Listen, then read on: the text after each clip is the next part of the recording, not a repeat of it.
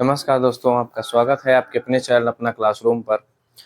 तो हम लोग बात कर रहे हैं वर्ब की, जिसमें अ, न, हमने जो है वर्ब के कुछ टॉपिक्स को क्लियर कर चुके हैं, जिसमें हमने main verb, axillary verb, transitive verb और इनट्रांजिटिव वर्ब, इन सारी चीज़ों को बात कर लिए हैं। तो आज जो है हम ऑक्सिलरी वर्ब हमने उस दिन देखा था कि कैसे हेल्पिंग वर्ब और किस तरह से लिंकिंग वर्ब और किस तरह से हमारा जो है मूड बताने का काम कर रहा था। तो वहाँ पर हम देख रहे थे, तो ऑक्सिलरी वर्ब हम बता दिए थे। तो auxiliary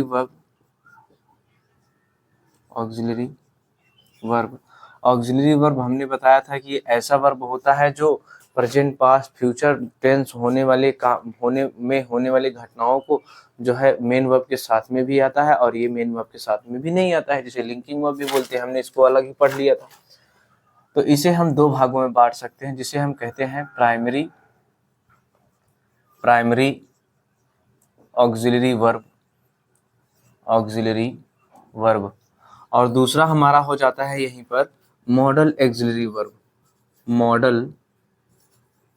auxiliary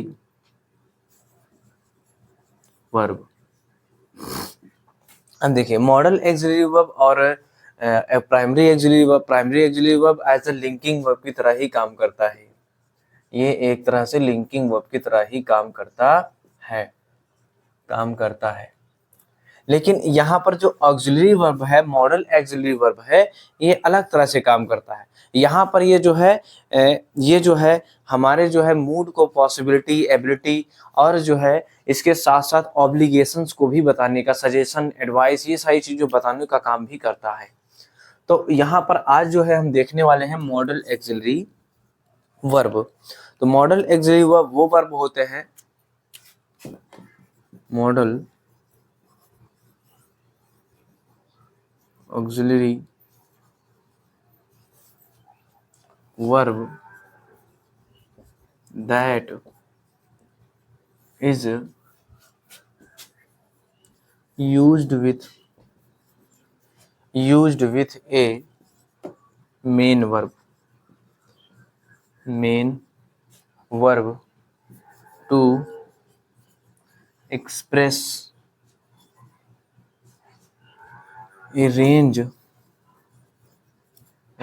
of meaning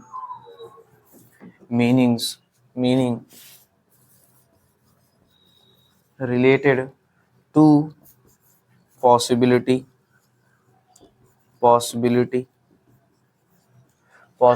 necessity,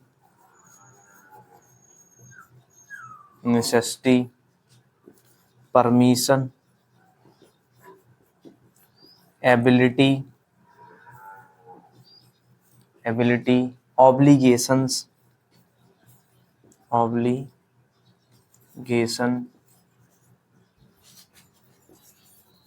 and more.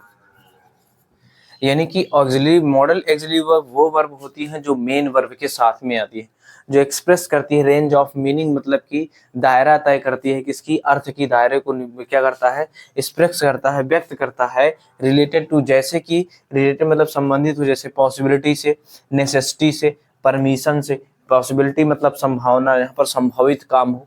Necessity यानी वो जहाँ पर जरूरी हो। परमिशन जहाँ पर आज्ञा देने का यानी अनुमति देने का काम किया जा रहा हो। एबिलिटी मतलब योग्यता। ऑब्लिगेशंस यानी एक प्रकार से सजेशन है। मोर, इससे और भी कई सारी चीजों में इसका यूज किया जाता है। तो एज में अगर हम बात करें तो यहाँ पर आ जाता है, एज में अगर हम एज की बात करें तो आ जाता है can, could, may, might, shall, should, will, would, must,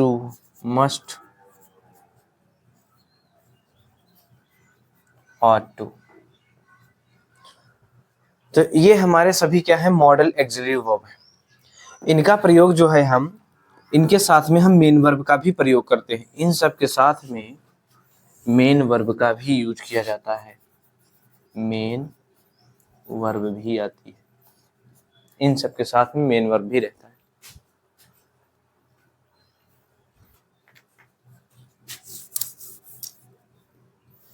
तो भैया यहाँ पर इन सब के साथ में क्या आता है, मेन वर्ब आता है, मेन वर्ब भी आती है, इन सब के साथ में मेन वर्ब भी आती है। अब यहाँ पर हम देखेंगे कैन का यूज, कुड का यूज, मे का यूज कैसे कर सकते हैं, कहाँ कर सकते हैं, ये सारी चीजों को आज हम यही देख लेंगे। टॉपिक ले लें, परमिशन। परमिशन, परमिशन मतलब अनुमति या अलाउ, या फिर हो जाता है इसका मतलब अनुमति, मांगना होता है। यहाँ पर अनुमति ले रहे हैं, तो देखिए, तो परमिशन, अलाउ या अनुमति, यानी अब यहाँ पर हम बात करें परमिशन में, तो यहाँ आ जाता है मे और कैन। अब यहाँ पर इन दोनों का यूज जो है हम मे मैट की तरह मे माइट का यूज करते हैं। इसका जो है हम फॉर्मल रूप में करते हैं, फॉर्मल, फॉर्मल रूप में, और इसका इनफॉर्मल, इनफॉर्मल। इसका जो है हम नैतिक रूप से करेंगे, यानी कि हम जो है रेस्पेक्ट वर्ड्स का यूज करेंगे, कंडक्ट टू ए रिस्पेक्ट। तो यहाँ पर देखिए हम रिस्पेक्ट के साथ में बात करेंगे, यानी जैसे कि हम कहते नहीं है सर, मैडम, मैडम,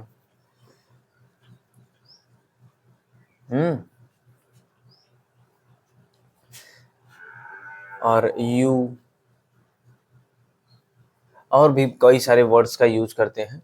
यहाँ फॉर्मल, इनफॉर्मल, देखिए अब ये जो हो जाता है इनफॉर्मल वाला, ये फ्रेंडली होता है,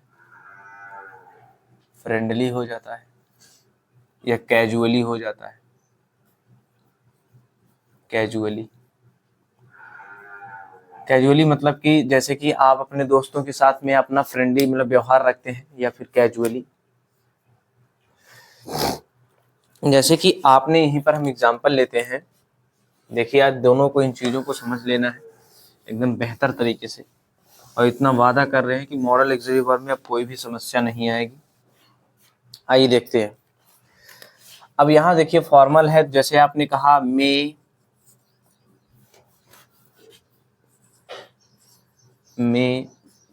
आई कम इन सर, मे आई कम इन सर। अब यहाँ पर आपने कहा मे आई कम इन सर, तो यहाँ पर आपने क्या किया, आपने यहाँ फॉर्मल तरीके से बात किया, तो यहाँ इसका आंसर भी किस में होगा, फॉर्मल में ही दिया जाएगा।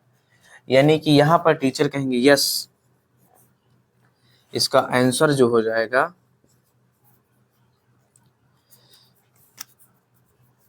यस यू में, यू में, या फिर कह देते हैं यस डायरेक्ट, बाकी उन्हीं को कहते हैं। तो यहाँ पर इस बात को ध्यान रखना है, अगर इसका आंसर मे में दे, मे में मतलब क्वेश्चन है तो मे में ही इसका आंसर भी होगा। जैसे हमने कहा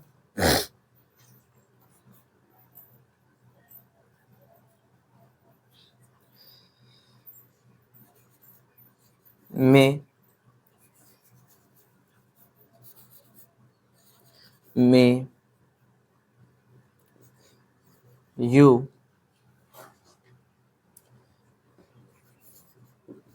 give me a pen sir, या मैम ले लीजिए।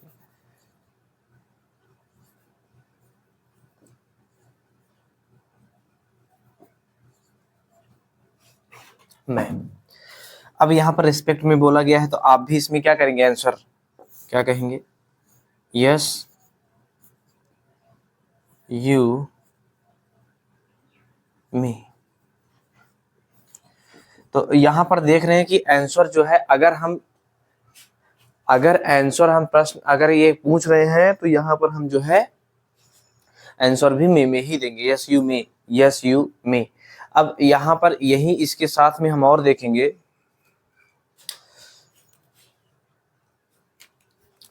अगर हम कैन की बात करें, ये तो फॉर्मल तरीका हो गया। इनफॉर्मल जैसे Mohan, Mohan I take your book, yes you can take my book.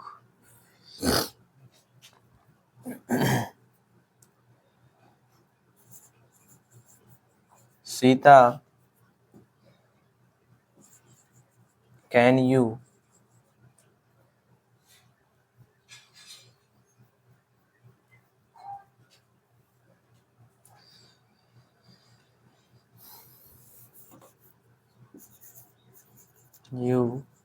Can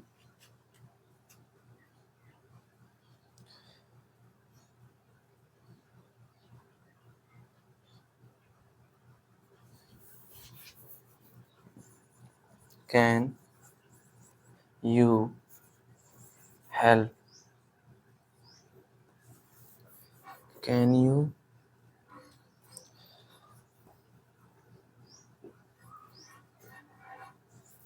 do this work. अब देखिए यहां पर क्या है, अब यहाँ पूछने का काम कर रहा है, Sita can you do this work, क्या तुम इसे कर सकती हो सीता। अब यहाँ सीता क्या है भैया, वोकेटिव केस है, मैंने नाउन में पढ़ाया है। अब यहाँ पर हम सीता को ही लिखेंगे, तो यहाँ सीता क्या कहेगी, यस यू कैन, ये सॉरी यू की जगह क्या होगा, सीता को कह रहा है तो क्या कहेगा, I can do this work. तो यहाँ पर देखिए फॉर्मली पूछ रहा है, यानी कि यहाँ पर अगर हम फॉर्मली बात करें, यानी अगर अपने फ्रेंड की बात करें, अपने दोस्त के साथ में अगर कोई भी बात कर रहे हैं कैजुअली तरीके से, हम यहाँ पर क्या यूज करेंगे, कैन और कैन का ही यूज करेंगे। अगर हम फॉर्मली यानी अपने से बड़ों के, अपने बड़ों से जो है अगर कोई चीज पूछ रहे हैं या किसी चीज के लिए पूछ रहे हैं, परमिशन ले रहे हैं, परमिशन की ही बात कर रहे हैं, तो यहाँ परमिशन ले रहे हैं तो यहाँ पर हम मे का यूज करेंगे। लेकिन आप अपने मित्र से कोई भी चीज ले रहे हैं तो वहां पर आप जो है कैन का यूज करेंगे। तो यहाँ पर क्या लगेंगे, I can take your book, yes you can take my book. क्या लिखेंगे यहाँ पर, टेक माई बुक। तो भैया देखो दोनों में अंतर क्या है, दोनों में ये अंतर है कि ये अगर फ्रेंडली यूज कर रहे हैं तो कैन का यूज करेंगे, और यहाँ पर अगर हम परमिशन के लिए यूज कर रहे हैं, अगर हमारे हमसे बड़े हैं, फॉर्मली उनसे बात करेंगे, यानी उनका हम रिस्पेक्ट करके बात करेंगे, कंडक्ट टू ये रिस्पेक्ट, यानी उन्हें जो है हम रिस्पेक्ट दे करके बात करेंगे, सर मैडम यू, या फिर मतलब कि और भी कई सारे। तो यहाँ पर आप जो है आप सामने उनको जो है रिस्पेक्ट से बात करेंगे, तो यहाँ पर आप क्या यूज करेंगे, मे का यूज करेंगे। तो यहाँ परमिशन वाले में आपको मे का यूज, और कैन वाले में कैन का यूज हम जो है फॉर्मली तरीके से करेंगे दोस्तों के लिए। तो I can do this work. तो अब मुझे लगता है कि आपको इसमें इतने में तो समझ में आ ही गए होंगे कि यहाँ पर कैसे क्यों मे का यूज क्यों किया गया फॉर्मली तरीके से, यानी कि बड़ों के लिए, यानी कि आपसे जो बड़े हैं उनका रिस्पेक्ट करने के लिए। अगर आप कैजुअली बोलते हैं तो कैन का यूज यानी अपने फ्रेंडों के साथ में ऐसे ही बात कर सकते हैं। अगर आप ये सारी चीजें ये तो आपको देख ही गया दोनों में अंतर क्या है, ये रहा। अब इसके बाद हम बात करेंगे इसी के साथ में आगे पॉसिबिलिटी, पॉसिबिलिटी।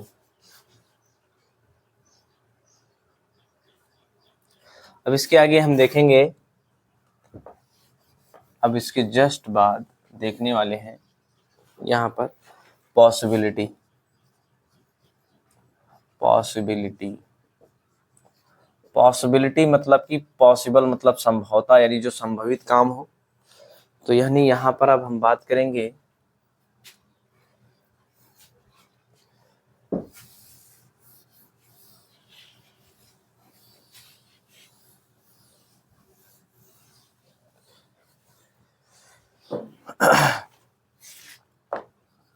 माइट। परमिशन में दो हो गए, कैन में, और यहाँ पर मे और कैन दोनों का यूज जो है हम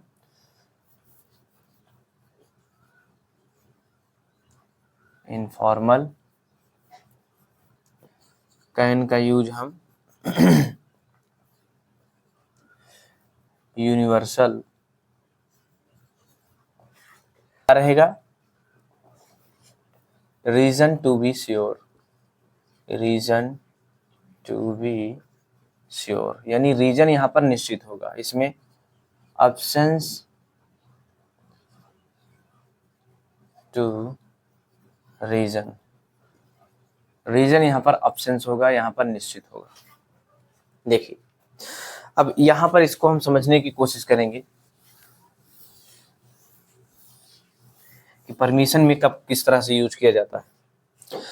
तो परमिशन में यहाँ पर देखेंगे हम मे का रीजन टू बी श्योर यानी रीजन जो है, कारण जो है क्या हो, निश्चित हो। जैसे कि हमने कहा ही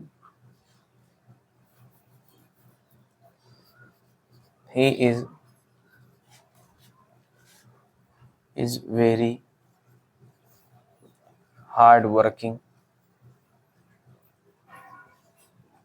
वह बहुत क्या कर रहा है, मेहनत कर रहा है।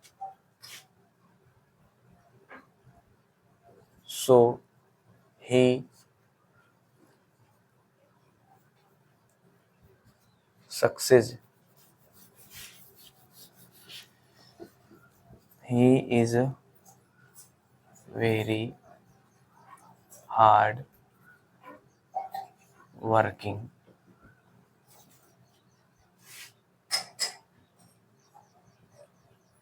So he may succeed in his examination.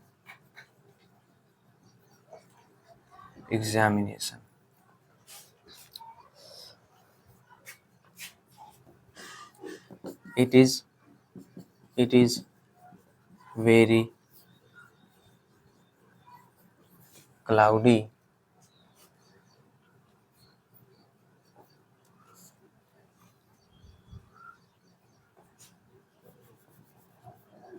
So it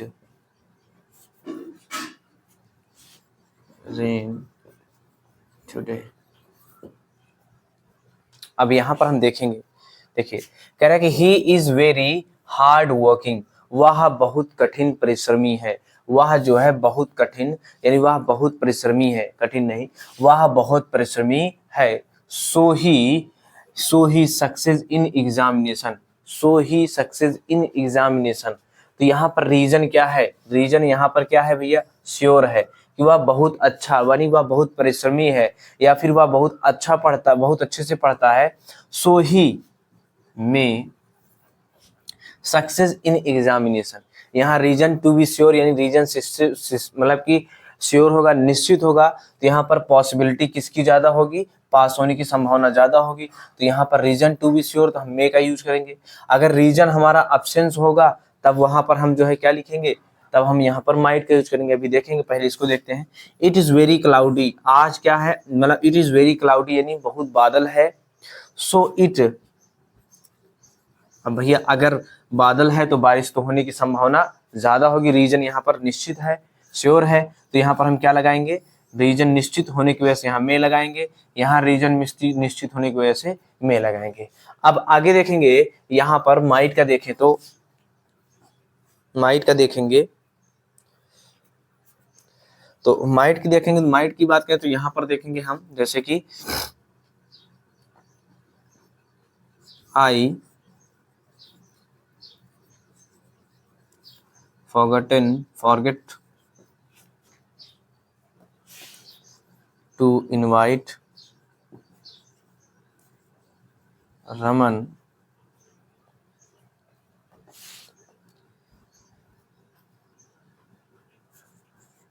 ही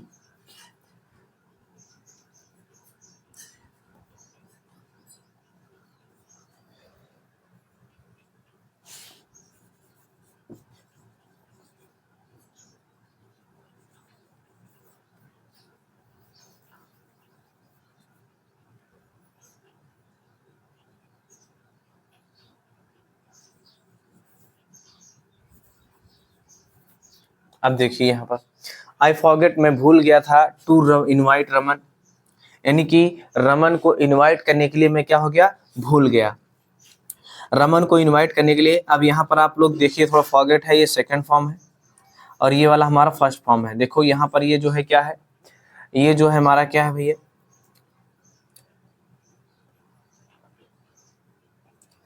तो ये हमारा वर्ब की फर्स्ट फॉर्म है, ये प्रीपोजिशन, दोनों काम कर रहा है, प्रीपोजिशन काम कर रहा है, ये वर्ब की सेकंड फॉर्म है। तो ध्यान रखना, जब भी प्रीपोजिशन टू है वहां पर वर्ब आती है तो वहां पर पहली वर्ब आएगी। तो यहाँ पर हम देखेंगे, अब इसके बाद हम देखेंगे I forget to invite Raman, मैं रमन को इनवाइट करना यानी कि निमंत्रित करना भूल गया था। ही माइट, यानी कि देखो भैया संभावना यही रहेगी, अब जब उसने उसे इनवाइट करना भूल गया, यानी कि रीजन क्या है, अब्सेंस है। रीजन यहाँ पर क्या है, अब्सेंस। अब्सेंस कहने का मतलब ये कि उसको आने का कारण क्या है, निमंत्रण होता, जो उसके पास ही निमंत्रण जब दिया ही नहीं गया है तो चांस यही होगी ना कि यहाँ पर वो जो है ना आने की संभावना होगी। यानी यहाँ पर रीजन क्या है, अब्सेंस है, तो यहाँ पर हम लगाएंगे क्या, माइट। क्या लगाएंगे, माइट। रीजन अब्सेंस होने की वजह से हम माइट लगाएंगे, रीजन जब हमारा श्योर होगा तो हम मे लगाएंगे। अब देखिए ये कह रहा है कि यूनिवर्सल एप्लीकेबल, यूनिवर्सल एप्लीकेबल मतलब कि जो ब्रह्मांड में जो है एप्लीकेबल हो, जैसे कि हमने कहा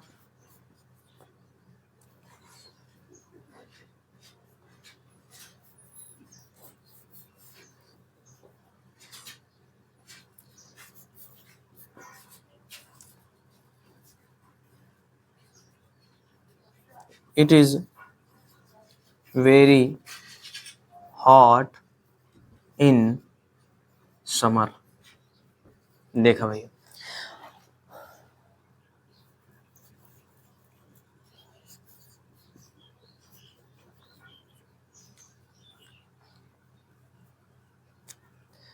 इट कैन, देखिए it can very hot in summer. अब ऐसे लिखते हैं,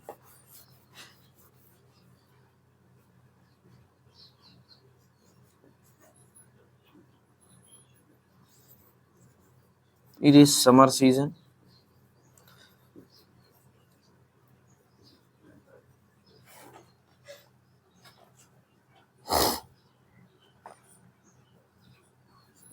it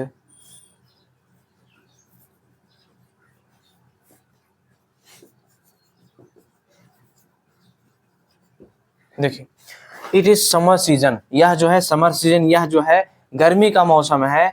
it very hot this year, यह जो है क्या हो सकता है, गर्म हो सकता है। तो भैया यहाँ पर मतलब कि बहुत अधिक गर्मी हो सकती है, इस वर्ष जो है बहुत अधिक गर्मी से, तो यहाँ पर हम क्या कहेंगे, कैन लगाएंगे। यहाँ पर जो है यूनिवर्सल एप्लीकेबल यानी ब्रह्मांड में जो भी घटनाएं प्राकृतिक रूप से हो रही हैं उसमें हम जो है कैन का यूज करते हैं। तो यहाँ पर हम क्या लगाएंगे, इट इज समर सीजन, यह समर सीजन है। It can very hot this year, यानी यहाँ पर जो है क्या हो सकता है, अधिक गर्मी इस वर्ष जो है अधिक गर्म से। अब इसी प्रकार से हम जैसे हमने सीजन ले लिया, इट इज कोल्ड सीजन। अब इसी के बाद हम लेंगे इट